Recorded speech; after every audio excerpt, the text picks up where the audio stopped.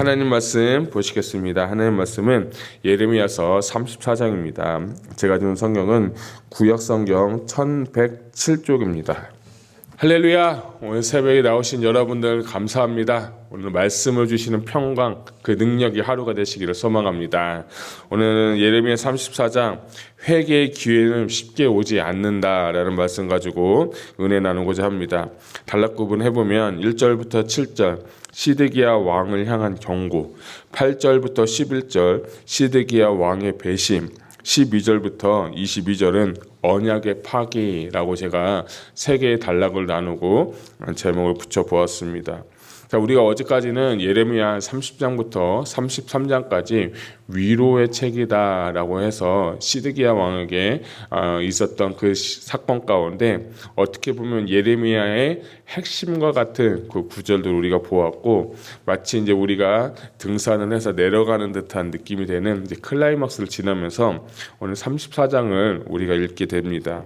자, 오늘 이 34장도 시드기야에 대한 내용인데, 오늘은 이 시드기야 이 배경이 참 재밌습니다. 뭐냐면 이 시드기야 왕 때에 바벨론이라는 나라가 1차, 2차 침공을 해서 성읍들이 다 황폐해지고 무너지고 전염병이 있는 그때에 이 애굽이란 나라, 이집트란 나라가 이 유다를 구원하기 위해서 군대를 보냈다고 합니다. 네, 군대를 보냈는데 그때 그 소식을 들은 바벨론의 그 나라들이 그 군대가 잠시 이 성을 포위했던 그 바벨론 군대가 잠시 철수했던 상황이 바로 오늘 예레미야 34장의 말씀이에요.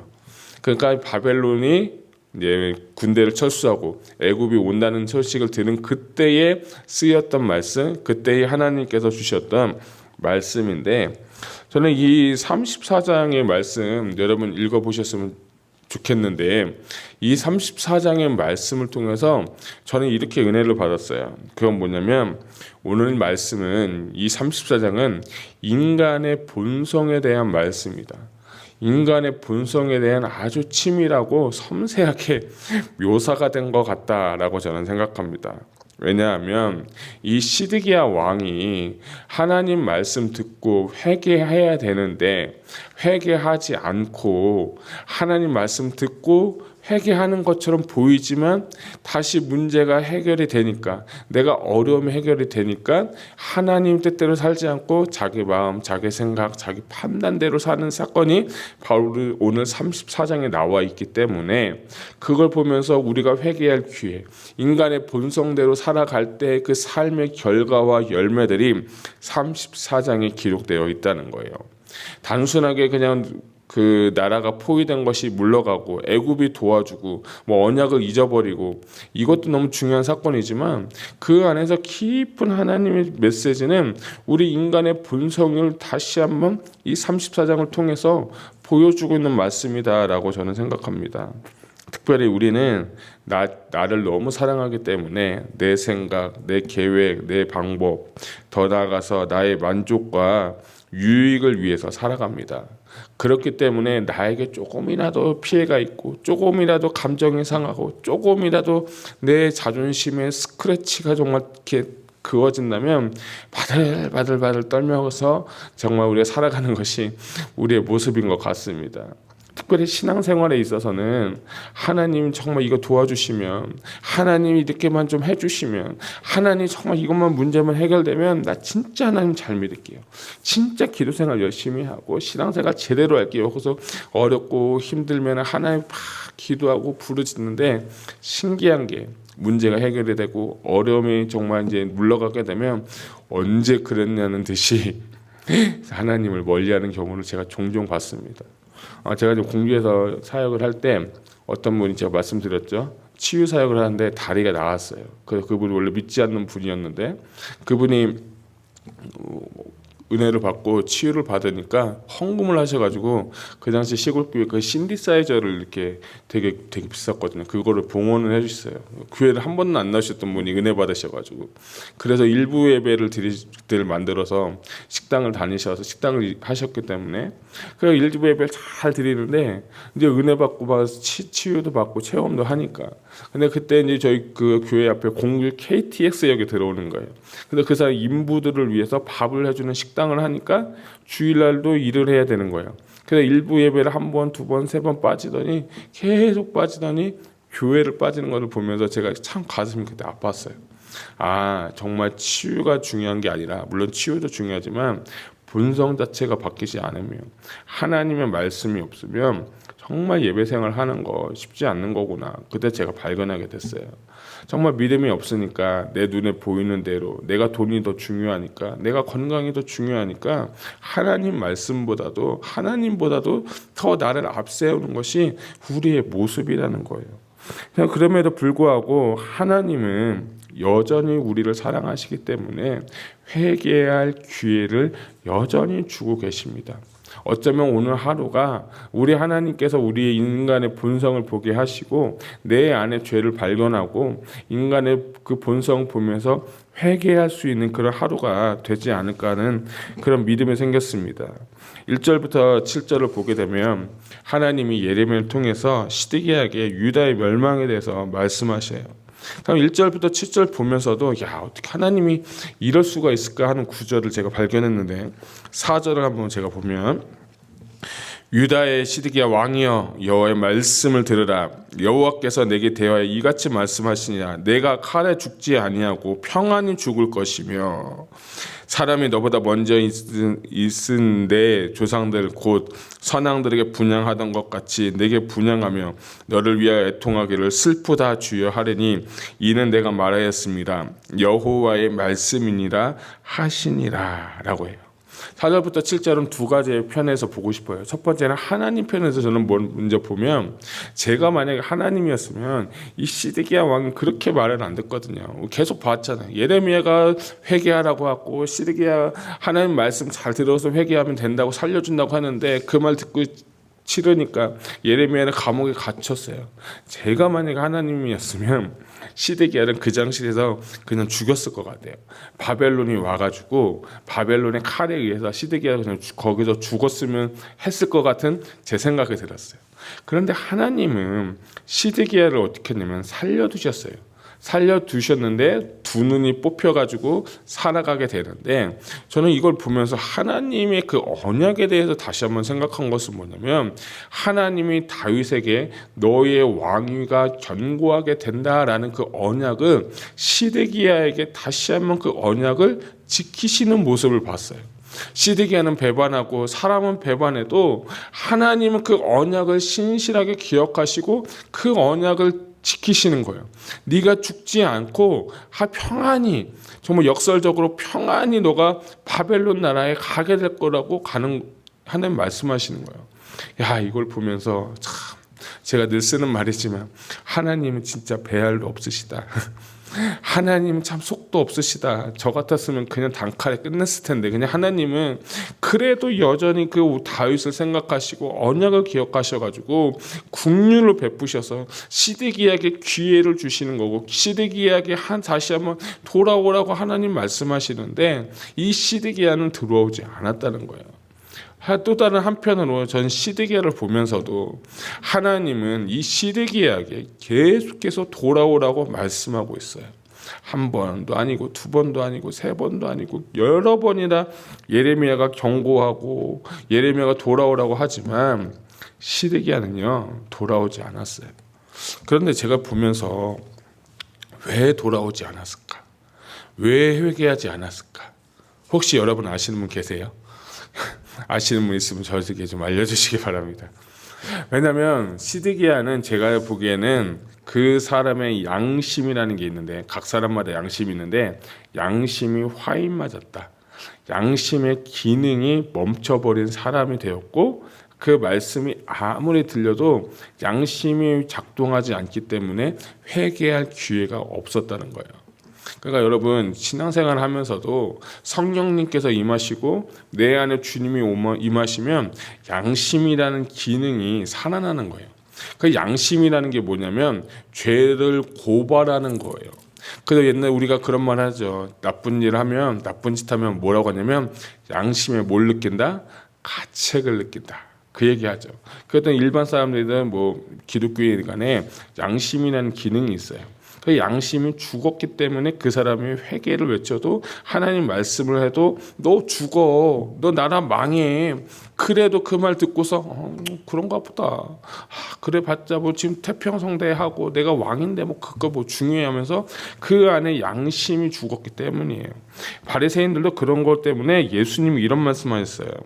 화 있을진저 외식하는 서기관들과 바리새인들이여 박하와 회양과 근처의 11조는 들이되 율법에 더 중한 바 정의와 국률과 믿음은 버렸도다 라고 하면서 하나님께서 이 바리새인들과 서기관들에게 화가 있을 거라는 거예요. 이건 뭐냐면 이들에게 종교적인 행위는 있고 겉모습은 있지만 속 안에 그 양심의 기능이 죽었기 때문에 속 사람의 변화가 없게 되는 거예요. 여러분 진짜 회개는요 겉모습에만 있는 것이 아닙니다. 진짜 회개는 내 안에 속에 있는 것이 변화가 되고 그것이 회개가 될 때 겉모습을 통해서 내 겉사람을 통해서 회개의 열매들, 회개의 모습들이 보이게 되는 거예요. 착하게 살아야지, 선하게 살아야지, 죄짓지 말아야지, 욕하지 말아야지, 도둑질하지 말아야지. 이렇게 산다고 인간이 결심하고 뭔가 한다고 해서 그게 선해지는 게 아니라 하나님의 영이 임하고 성령님은 거룩한 영이기 때문에 영이 내 안에 임하고 그 영에 의해서 내가 겉모습으로 표출되는 것이 뭐냐면 회개의 열매가 되는 거예요. 그러다 회개합니다. 하나님 뉘우쳤습니다. 눈물 뿌리고 감정에 의한 그 회개만 하는 게 아니라 진짜 회개는 내 안에 속사람이 변화됨으로 말미암아서 겉사람의 그 열매가 나타나게 되는 거예요. 대표적인 사람 누굽니까? 삭개오 아닙니까? 삭개오 예수님 만나니까 하나님 나 잘못했어요. 이제 다시는 토색하지 않을게요. 회개하고 끝난 게 아니라 그가 그 겉모습의 열매까지 나타나는 게 뭐냐면 내가 그거 다 배상하고 더 그것보다 더 내가 하나님 몇 배를 더 해서 그것을 다 갚겠습니다라고 하는 그 결과까지 나타나야 그것이 바로 진정한 회개의 열매라는 거예요. 그런데 많은 사람들이 회개의 열매까지 이루지 못하고 회개의 감정적인 변화까지는 이뤄가지만 열매는요 좀 쉽지는 않은 것 같아요. 왜 그럴까 생각했는데 결국에 양심이고 내 안에 자아가 있기 때문에 그 자아가 가로막기 때문에 아직도 정말 내 생각, 아직도 내 계획, 내가 편한 거, 내가 원하는 것만 추구하고 살기 때문에 회개의 열매를 이루지 못하는 거예요. 지금 이 시대가 바로 지금 이런 시대인 거예요.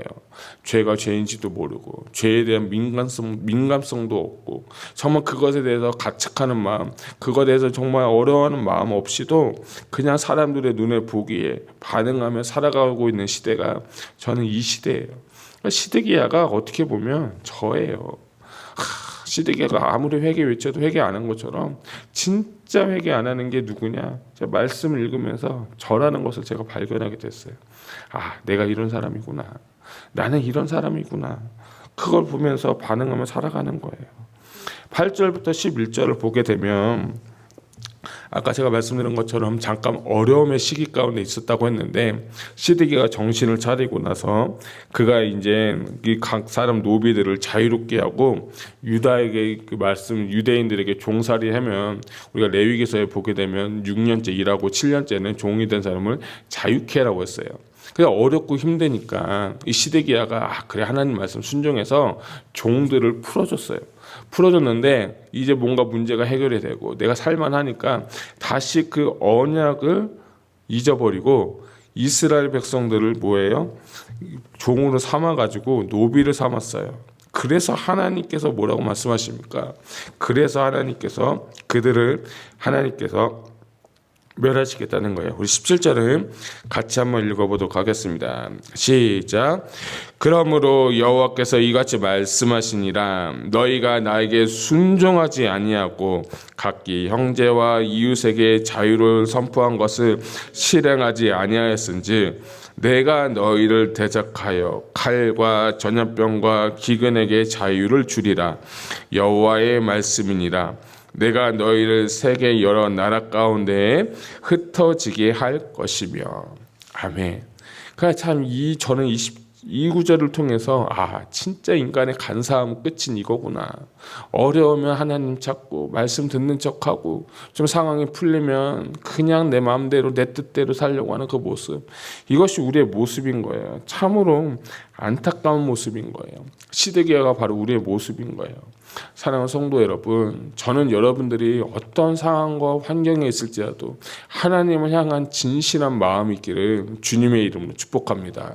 하나님은 진실로 마음을 통회하고 그 회개의 열매대로 살아가려고 노력하는 자에게 하나님은 도와주시고 함께 하시기 때문에 하나님은 여러분에게 의가 되셔서 여러분의 삶을 인도하실 줄 여러분 믿으시길 바랍니다. 18절 보면 송아지를 둘로 쪼개고 그 두 조각 사이로 지나매 내 앞에 언약을 맺었으나 그 말을 실행하지 아니하여 내 계약을 어긴 그들을 하면서 28절 상반부에 보면 송아지를 둘로 쪼갰다라고 했는데, 여러분 창세기에 보게 되면 창세기도 하나님과 언약을 맺을 때 새를 반으로 쪼갠 다음에 기다렸을 때 불이 임했다라고 했어요. 이게 고대 근동의 하나의 그 계약을 체결하는, 언약을 체결하는 방법이에요. 근데 여기서 제가 드리고 싶은 말씀은 뭐냐면, 언약을 체결하면, 고대 근동에서 무슨 언약을 체결하면, 만약에 한쪽이 언약을 어겨버리면 이 언약을 같이 맺은 이 사람이, 언약을 어긴 이 사람을 어떻게 하냐면 돌로 쳐서 죽였어요. 그래서 피와 피를 내서 피를 하나에 묶고 피 언약이라고 하는 거예요.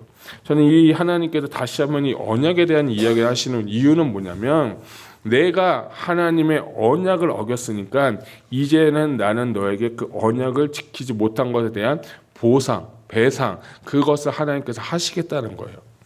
여러분, 정말 저는 이 말씀이 무섭고 두렵고 떨리는 건, 우리는 예수 그리스도로 말미암아서 하나님과 화목하게 되고 새 언약 안에 들어가 있는 사람이에요.